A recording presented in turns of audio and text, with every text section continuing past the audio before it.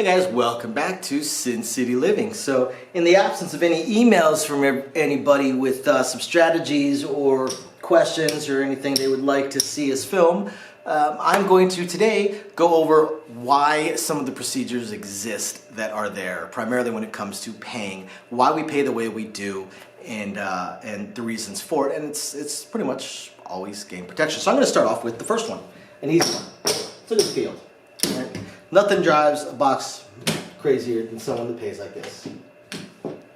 First off, if you're only paying with one color, you're always paying with your outside hand, in this instance. Second off, you're always paying from outside towards the box, outside in. Why is that? Because, and it's even worse when they use their outside hand, they go this way. Typically, when the dice are in the middle, people are reaching their hands in left and right. Left and right. We try to tell people, hey, hold on when we're paying the field, and other people try to bet the field. But people are reaching their hands in left and right. Dealer theoretically is looking at their entire layout, but in reality, most of the dealers are frankly not paying attention and not that skilled. So what can happen is when they do this, they just blocked all these bets that haven't been paid yet from the view of the box, the person that is actually watching, or the stick person, whoever's watching that side. Right? They just blocked the view.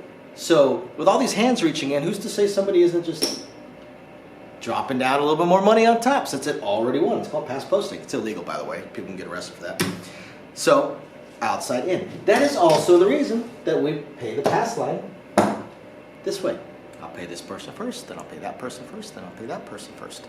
Reason for that, again, if I pay over here, I just blocked all these bets from the view of the box. People could be cheating. It's also the same reason that, let's say something like this.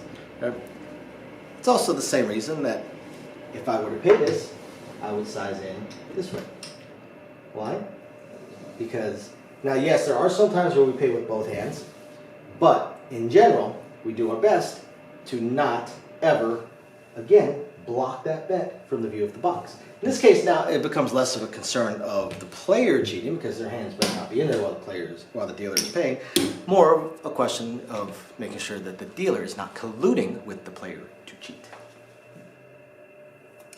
So we get into come bets. Now, same thing with come bets as far as the game protection thing goes, but it becomes more of an issue of not making a mistake. Just like place bets, we're going to pay around. We're going to pay from stick to base. Okay. Well, we're actually going to deal with the come bets entirely from stick to base. Let me show you something. I have seen this done before. I'm going to keep this fairly simple. Doesn't matter that they're the same.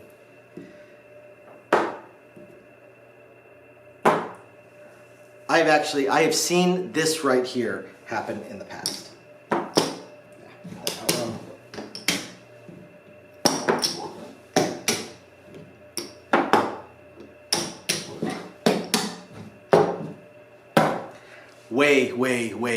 Way wrong. And typically when I see that, it's a weaker dealer, which means they're actually more likely to make a mistake, and the mistake ends up happening.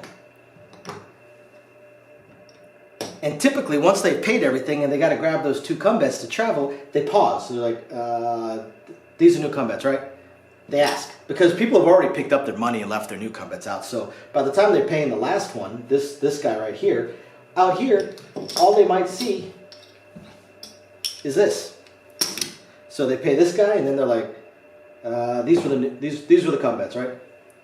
Why? Because, again, rookie dealer, not rookie dealer, the dealer absolutely knows the proper way. They just ignore it and they stop doing it until they forgot about it. You go in order. So this player, so I would pay this player first, then I would travel this one, then I would pay this player, then I would travel this bet, then I would pay the final player. By doing it this way, I know beyond a shadow of a doubt that every one of these is correct. I know that I didn't miss anything. I know that any new come bets that are out there are brand new. They do not need to travel. I know all of that because I did it the right way. I did it the proper way. There's a reason that procedures exist, and those procedures exist to protect the game. Last one, the don't come. I see dealers mess this one up all the time.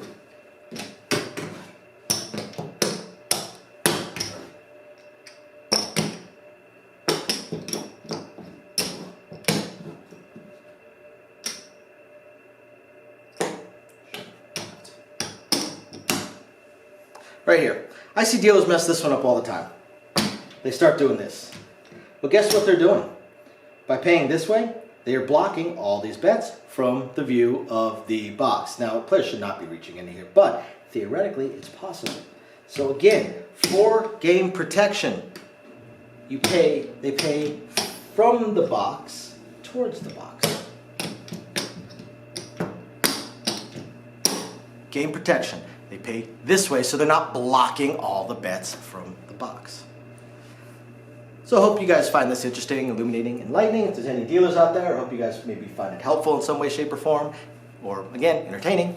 Thank you everybody for watching, and we'll catch you guys next time. Bye now. Thank you everybody for watching today's video, and as promised, a little bit more detail on things that we are working on. So again, we want to continue trying to expand the channel. We're really hoping to be able to add roulette as soon as possible, and then some video keno, video slots, stuff along those lines. Unfortunately, it ate up almost all of our cash, paying off all of our bills during the month of January while we were down. And now that the holidays have ended, YouTube's payouts have dropped significantly. So we're kind of treading water here as far as all that goes. Do have a lot of things we want to add, though. Not just those things, those additional games, and hopefully some carnival games and such like that. But the live streams. The biggest problem right now with the live streams is with 3 jobs combined between the 2 of us, 4 if I include the 20 to 30 hours a week I'm putting into the YouTube channel. It's very, very difficult for me to have a day and time that I can commit to doing the live stream every single week, because we also have our very young child to take care of. But I'm trying to figure that out. I'm thinking it's probably going to end up being on Monday nights or Tuesday afternoons, or possibly both. I intend to do at least one live stream exclusively for our patrons, and then another one on the YouTube channel. So possibly both days. We also have a few other things that we really want to attempt to move forward on. I'm just running into either time or skill set issues. I do want to eventually have a website going for us. I did used to program websites over a decade ago. A lot of things have changed, and I just don't have that time. And not a whole lot of knowledge on the current state of building websites, hosting what sites can host, and how to build up the e-commerce stuff. So if anybody has any skill sets along those lines and would like to answer some questions or just help us out, shoot us an email, sincitylivingLV@gmail.com. Also, I really hope to be able to start adding some exclusive stuff from Sin City Living, logoed shirts, hats. I'm looking to get custom dice made, even custom layouts made, although those would be pretty expensive. But I know zero about e-commerce and drop shipping and anything along those lines. So if you have any skill or knowledge in that area, please email me. I would love to ask you some questions and see if you can answer a few to help me figure out how to get that going. Same thing with designing our logos. I had some logos designed, very, very small logos, unfortunately, not big enough to blow up to put on t-shirts and stuff like that. And again, I know I know nothing about logo design, graphic design, any kind of websites that could do it. I literally know nothing. So if you have any skill or knowledge in that area also, please email me, and you're willing to answer some questions, please email me and let me know. I'll admit I don't even know where to start as far as asking some questions, but I'm sure I'll ask a few, and that'll trigger a few more, so on and so forth.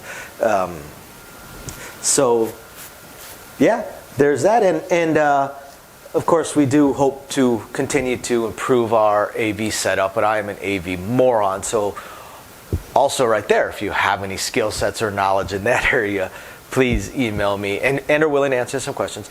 Please email me and let me know. We would love to help. Otherwise, again, thank you everybody for watching, and we're very excited to continue bringing you our videos. Bye now.